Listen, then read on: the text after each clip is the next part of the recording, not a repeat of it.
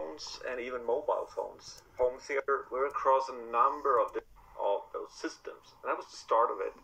Today we're across a number of different segments, everything from automotive to home theater, obviously hi-fi, but also in headphones and even mobile phones. And dirac goes, what the fuck? Like beyond, like we're talking about phones. Everything from automotive to... What the fuck with fucking cars? Why would you want to fucking EQ the speakers in a car? A car is the worst fucking audio for fucking sound, music, whatever. It's the fucking worst. It's on the fucking road. You got the worst fucking noise floor. Really? A car? Are you serious? You taking the piss? To home theater, obviously, hi-fi. Yeah, a home cinema, yes. And stop saying home theatre, it's home cinema. But also in headphones and even mobile phones. Fucking mobile phones?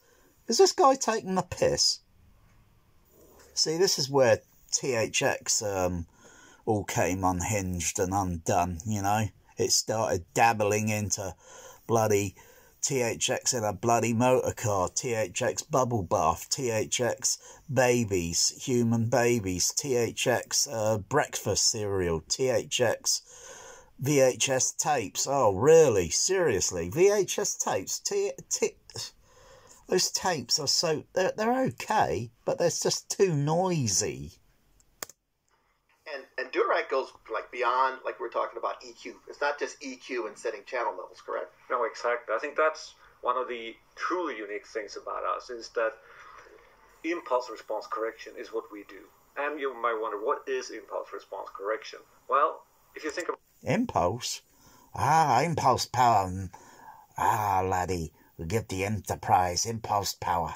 But a regular EQ, it's about levels, energy levels in different frequency bands. But in a room, you also have reflections. Those energy levels in different frequency bands. If you think about a regular EQ, it's about levels, energy levels in different frequency bands. Well, I don't know. Is there about 20,000? Is it about 20,000 or just a little bit over 20,000? Because, you know, you got to do the infrasonic a little bit lower down. You know, you got to do the infrasonic, you know. So, I guess it would be a little bit more than 20,000 PEQ filters. That's what I need. That's what I need to accomplish. I need a little over 20,000 PEQ filters that I can manually adjust. I don't care how long it takes. I'm not going to let an auto EQ do it. Oh, yeah, move the microphone in this position. Oh, yeah, it looks okay. Yeah, do the frequency sweep. Yeah, boom. But, yeah, if you play pink noise and then move the microphone around, you can see what's going on with, you know, and that's just a single microphone. That's just like us. And you put an earplug in one ear, okay?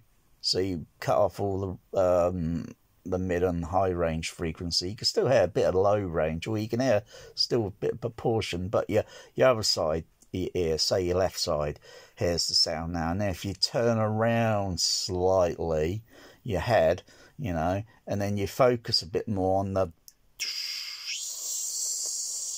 sound of the pink noise coming from the speaker. You turn around slightly the other way, and then all that top end, and it goes down. Just as if you put a microphone in the position and you move it that way, you move it this way, orientate it and move it around, and then you observe the top end of the frequency response going up, down slightly. And bear in mind doing it within a narrow margin. So if you got, say, like something that you could put on the screen, and you got a line above and below the hair, plus and minus, say plus or minus 3 dB, and then you can adjust it to plus or minus 2 dB or whatever, and have a line so you can, you know, and then that's your target area curve that you're aiming to get all the frequencies slotted in. You know, oh, you'd have to move that microphone around so many flipping times. You think doing this dirac or any other auto EQ is going to be all done and accomplished in 1 hour? Dream on. But in a room, you also have reflections. Oh, they're using laser beams now. Oh, right. Yeah, I could do that. I could get a laser, have one source of a laser, and then just put loads of random mirrors all around the room and beam the laser onto a mirror, and then angle that mirror so then the laser goes off into another direction onto another mirror, and then angle that mirror, and so on, so it goes horizontally, and then angle and pitch the mirror position so it goes then vertical, and then put some smoke in the room so you can see the laser beam. Anyways, you have time domain behaviors. So that otherwise, that's total bullshit. Because there's low frequency sound that's going out from that speaker behind it. And yes, you can hear high frequency to a certain degree. So if you go behind that loudspeaker, you play a sine wave tone. Yeah, I can still hear that sine wave tone. Because where it's reflecting in the room, or I don't know, nearest is anechoic, is outdoors. So if you were to take that loudspeaker outdoors, have a sine wave playing, and then turn the loudspeaker around to see whether that, and you can still hear this sine wave tone, etc., etc. So that you don't just have a direct wave coming to your ears, and with some energy levels in some bands louder than others, and so on. These early reflections and a room reverberation is causing a lot of degradation to the sound. That's measured by what we call an impulse response. That's when it hits and so on. These early reflections and the sound waves have wavelengths, and then you stick them into a room, and then basically that room acts like does kind of a few things. It kind of compresses the wavelength. It kind of exaggerates the wavelength. It's not giving the freak. You know, you got wavelengths in a room. You go down to 20 hertz, bloody hell. That's probably longer than that's bigger than some millionaire's mansion. And then you go down below 20. All right, let's go down to about 0.5 hertz. Yeah, that's below 1 hertz. That's over a mile in length. Crying out loud. And a room reverberation is causing a lot of degradation to the sound. That's measured by what we call an impulse response. That's when you input something very distinct into the sound system. And when you think about sound, it's not all about tones, right? It's about beats, transients, and so on. It's all about timing. And that's where Dirac Live's room correction has a unique benefit. Yeah. And so if I would listen to such complex sound mixes where maybe, say, the certain parts of the center channel sound might be causing some audio masking, audio frequency masking with, say, the right channel. Well, like, say, when Captain Kirk says Chang in Star Trek 6, Chang, and just as he says that, and he's getting out his seat, the captain's seat, and you can hear a little bit of Foley sound in the stage right channel. If you mute the center channel, you can hear a little detail in the right, and then you put the center on, and of course, getting a bit of sounds like audio frequency mask in there, because don't forget, at the end of the day, film soundtracks are completely fabricated, and they don't always necessarily get it right, you know, and that sound mix has got to play back as probably 3 different types of sound format. Well, maybe 4 at the very least. It might play it might be a Dolby SR print, and it might play in a CP processor, a cinema, maybe optical, only with A-type card, or it may play 70mm 6-track mag uncompressed audio in a THX cinema and with SR card, and there may be an experimental SRD print, and it's playing elsewhere in SRD. In fixing those time domain issues. Yeah, and you could tell it's like the things are crisper. There's more detail in it. The imaging is more focused. When you're doing things like surround sound, the objects are more precisely placed. When you're doing things like surround sound, the objects are more precisely placed where there should be. So it does an amazing job. Now, how would I add dirac to an AVR? Well, it will be very simple. In the case of the Denon and Marantz new receivers, it will be an option. So you will be where, and then off you go, because the receiver is ready for Dirac Live, so they talk to each other automatically. Mm-hmm. And then you need, of course, a microphone. You need to purchase a microphone. So Dirac Live works with any kind of USB microphone. I tried doing the down. I didn't even get an activation key. Dirac didn't send me an activation key. That's strange. Dirac.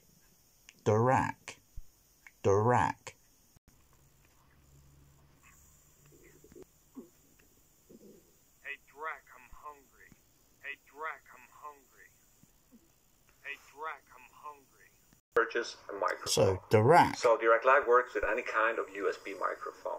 Well, maybe Phil Jones could be the Dirac. All the way across the room. I mean, theater. Was it Kevin Costner? So one of the benefits of Dirac is you can actually Gloomy Jr.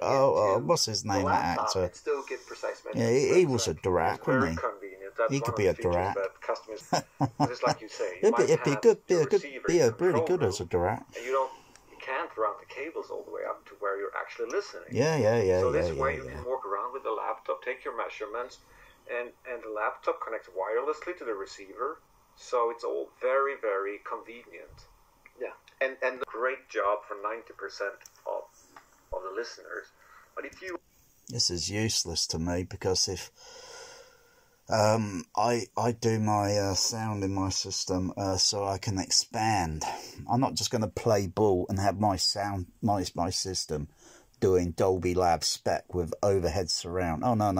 I'm going to do it way different. In fact, way better. But I can't use any EQ.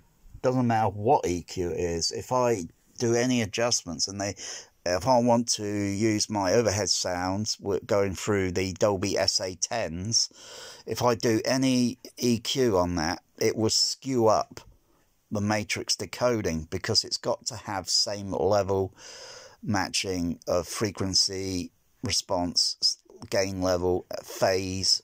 It's got to have those same parameters. They'll all be same.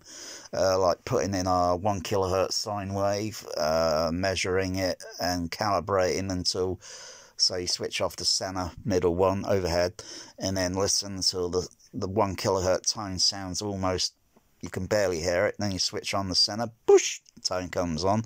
Check the other channels to make sure they got the same pink noise frequency level by putting a microphone there, here and here. That's 3 microphones. Test the overheads on height 1, then height 2, height 3, height 4, height 5, height 6, and so on. Making sure the levels are right. But that's with EQ. That's done afterwards. After, I can't do it ahead. I can't do the EQ in front and then the sound passing into a matrix. It will get skewed up. It'd be all over the place. The sound, when putting a test tone sine wave signal in, the tone sound would be going all over the bloody place. It wouldn't be spot on. It wouldn't be measured, calibrated, aligned. 2 different levels. Is that going to be available, correct? Yes. So you will have the full version, as we call it, full bandwidth version. What that is you're correcting the entire frequency response, all the way up to 20 kilohertz or above. But you also have a limited bandwidth version. And why? Well, because the main problems you have from the room are really in the bass region. Well, because the limited bandwidth version. Okay, this is where this all comes undone. Have a limited bandwidth version. And why? Well, because the main problems you have from the room are really in the bass region. Now that is bullshit. This is just a money-grabbing bloody thing. Blocking EQ, you just to fucking grab money.